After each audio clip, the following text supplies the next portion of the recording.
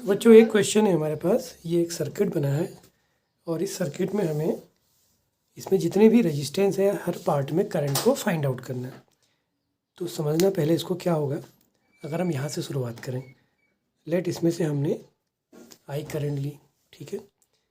अब सामान्यतः क्या होता है, इस जंक्शन पे पहुँचेगी तो करंट के दो पार्ट हो जाएंगे। लेट इधर को गई I1, इधर को गई I2, ठीक है। यहाँ पे दोनों ही जंक्शन पे मिल गए तो I इज इक्वल टू आपका I1 प्लस I2, तो यहाँ फिर मिल गई, तो यहाँ फिर से I करंट आ गई। अब एक क्वेश्चन आता है कि यहाँ तो कोई रेजिस्टेंस ही नहीं है, तो क्या इसमें करंट जाएगी। तो ये कैसा है, ये रेजिस्टेंस जीरो, तो ये एक तरह का शॉर्ट कर दे रहा है इसको। अब ये इसके पैरेलल लगा है तो क्या करेगा, इसमें करंट नहीं जाएगी बल्कि सीधे इसमें चली जाएगी। ये तो हमारी सिंपल सी कॉन्सेप्ट है और हम इसको चाहें तो किरचॉफ के थ्रू भी समझ सकते हैं। यानी कि होना क्या चाहिए, ये I2 करंट कितनी होनी चाहिए हमारे अकॉर्डिंग जीरो, ठीक है ना, क्योंकि ये शॉर्ट है, रेजिस्टेंस जीरो है। तो पैरेलल में ये प्रॉपर्टी लगती है कि जहाँ रेजिस्टेंस जीरो होगा वो उसके पैरेलल के जितने भी सर्किट है उसकी कोई भी करंट को सब अपने में ले लेगा। अब इसको किरचॉफ के थ्रू अगर हम प्रूफ करें तो क्या मीनिंग हुई, इसका कोई रेजिस्टेंस नहीं दिया तो आप कितना मान लेंगे इसको, 0 ओम, ये 4 ohm, this one is I1, this is I2। यहाँ किरचॉफ लगाया हमने, माना इसके अकॉर्डिंग, तो क्या बनेगा 4I1 माइनस 0I2 इक्वल 0। तो ये हो गया 4I1 equal 0 means I1 equal 0। तो I1 की वैल्यू आ गई 0, तो यानी कि इसमें करंट जाएगी ही नहीं, ठीक है ना। तो करंट इसमें नहीं जाएगी तो इसमें ये सर्किट का पार्ट ही नहीं हुआ। तो जो अब आपका सर्किट बनेगा फाइनल, वो क्या बनेगा, ये ऐसा आएगा, दिस वन, और ये ऐसे चलेगा। तो जो ये यहाँ से करंट आ रही थी I2 होगी 0, तो क्या हो नहीं, I1 होगी 0, I इक्वल टू था I1 प्लस I2, I1 0 आ गई तो I इक्वल टू I2। तो यानी कि जो I2 है ये भी I होगी। तो अब इसमें अगर आप किरचॉफ रूल लगाओ तो ये 6 वोल्ट की बैटरी थी, तो 6 इज इक्वल टू, ये तो 0 ही हो गया, ये 2 था तो 2I, और यहाँ 0 था तो 0I, वरना इसको लिखने की ज़रूरत नहीं हुई है। तो 2I इक्वल टू 6, तो I इक्वल टू कितना आ गया 3 एम्पियर। ये तो हमारा पहला क्वेश्चन हुआ। तो बच्चों जैसा एक सर्किट और है, इस सर्किट में हमने क्या करा है, एक सेल है, एक रजिस्टर यहाँ है, फिर एक रजिस्टर 6 ओम का और 2 माइक्रोफेरेड का कैपेसिटर यहाँ है, और ये 4 ओम है। तो इस पूरे सर्किट में आपको 2 ओम, 6 ओम और 4 ओम में करंट को फाइंड आउट करना है। तो सामान्यतः क्या होगा, अगर यहाँ से हम करंट को लेंगे तो ये करंट आई, ठीक हो गया, मान लिया ये आई अमाउंट की आई। अब जब ये इस जंक्शन पर पहुँचेगी तो इसके दो पार्ट हो जाएंगे, एक इधर जाएगा लेट I1 और एक I2 इधर गया, ठीक है। तो I equal to I1 plus I2। अब लेकिन एक चीज़ पे ध्यान देना है, ये क्या है, यहाँ पर इस ब्रांच में कैपेसिटर लगा है। तो कैपेसिटर के बारे में जैसा कि मैंने पहले चैप्टर में हमने पढ़ा था कि कैपेसिटर DC वोल्टेज पे काम नहीं करता, DC को ब्लॉक कर देता है। मतलब अगर आपने इस सर्किट से कैपेसिटर को जोड़ा है तो ये कैपेसिटर क्या होता है, कुछ नैनो सेकंड में ही चार्ज हो जाता है और इस सर्किट में कोई भी करंट फ्लो नहीं होती। तो मीनिंग ये है कि जिस ब्रांच में कैपेसिटर होगा वहाँ कोई करंट नहीं जाएगी। तो यहाँ जो अभी हमने करंट ली थी I1, वो कितनी होगी, वो हो जाएगी 0, और सारी की सारी करंट इसी में जाएगी यहाँ। यानी कि ये सर्किट का पार्ट ही नहीं हो, जिसमें करंट नहीं जा रही तो वो सर्किट का पार्ट नहीं हो जाएगा। तो इसका जो फाइनल सर्किट बनेगा वो इस तरह का बन जाएगा, और ये 4 ओम वाला बस बीच का पार्ट आपका नहीं रहा क्योंकि इसमें करंट नहीं जा रही। तो यहाँ से आई करंट आई, वो सूर्य की पूरी इसमें चलेगी।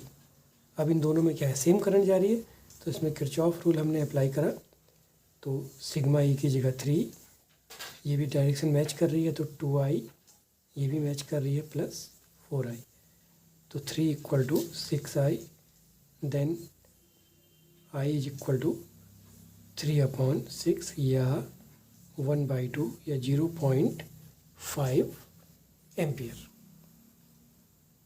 तो बच्चों एक क्वेश्चन और है, इसमें हमने एक सर्किट बनाया है। इसमें एक दिक्कत क्या है कि आपको हर एक ब्रांच में, ब्रांच की मीनिंग क्या हुई कि जैसे इधर भी इधर इधर इधर इधर जहाँ जहाँ भी हैं पूरे सर्किट की हर ब्रांच में, मीन इस वाले पार्ट में, इस वाले में, इस वाले में, इस वाले में करंट को फाइंड आउट करना है। ठीक हो गया। तो अब इसमें क्या है प्रॉब्लम कि यहाँ तो रजिस्टर लगा है 10 ओम 10 ओम 10 ओम, यहाँ कुछ नहीं लगा है। तो इसकी मीनिंग क्या हुई, यहाँ कुछ नहीं दिया तो वो 0 ओम का हो गया। ठीक हो गया। अब आप फिर वही करिए, करेंटली हमने जैसा कि हम कई बार कर चुके हैं, इसके दो पार्ट कर लिए। ठीक, नेट ऊपर को चलेगी I1 और यहाँ को आ गई I माइनस I1। ठीक है, फिर इस I1 के यहाँ पहुँचेगी, दो पार्ट कर लिए जैसा कि हम कई बार कर रहे हैं। लेट इधर को I2, इधर को I1 माइनस I2। ठीक है, अब ये I1 माइनस I2 और ये यहाँ मिली तो यहाँ कितनी होगी I माइनस I2, ये इस जगह पर मिली तो नीचे को फिर I आ गई। ठीक हो गया। तो हमारे पास दो पार्ट बन गए। तो अब हमने दोनों सर्किट बना लिए, एक ये वाला और एक ये वाला, ये पार्ट 1 हो गया। सपोज इसमें हम इस डायरेक्शन में किरचॉफ रूल अप्लाई करते हैं तो ये क्या बनेगा 10I1 plus 10I1 minus I2 और यहाँ नेगेटिव होगा और साथ में 0 से मल्टीप्लाई हो जाएगा। तो 0 into I minus I1 is equal to 0। ठीक हो गया। तो ये फाइनली क्या बन जाएगा, देखो 10I1 plus 10I1 minus 10I2 equal 0। तो ये हो गया 20I1 is equal to 10I2, या कहेंगे I2 is equal to 2 of I1। ये तो हमारी पहली इक्वेशन बन गई। ठीक, और एक ऐसी इसमें अप्लाई करते हैं। सपोज इसमें हम इस डायरेक्शन में ले लेते हैं तो 10I1 माइनस I2 इसके लिए लगा, फिर इसके लिए 10I माइनस I2 इसके लिए फिर माइनस हो जाएगा 0 इंटू I2। तो यहाँ भी इक्वेशन क्या बन जाएगी 10I1 minus 10I2 plus 10I minus 10I minus 10I2 is equal to 0। 10 को हम सब में से काट सकते हैं तो ये बन गया I1 माइनस I2 कितना हो गया minus 2I2 plus I equal 0।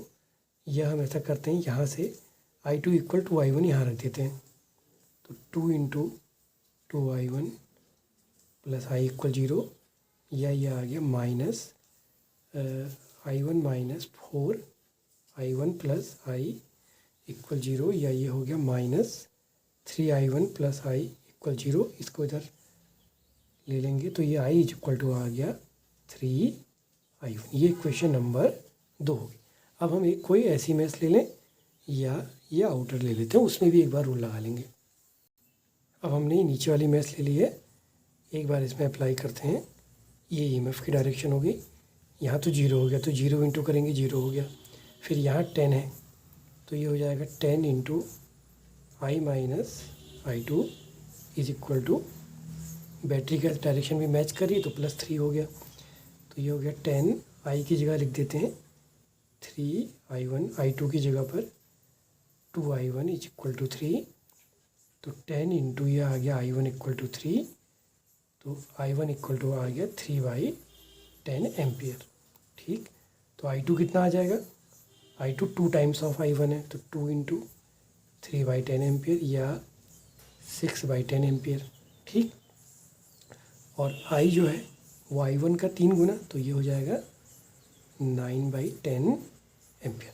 तो अब आप लोग हर ब्रांच की करंट निकाल सकते हैं। यहाँ कितनी होगी 3/10, यहाँ I माइनस I1 तो 9/3, तो कितना आ जाएगा 6/10 एम्पियर यहाँ आ जाएगी, 6/10 एम्पियर यहाँ। तो इस तरह से ये हमारा एक क्वेश्चन सॉल्व हो गया।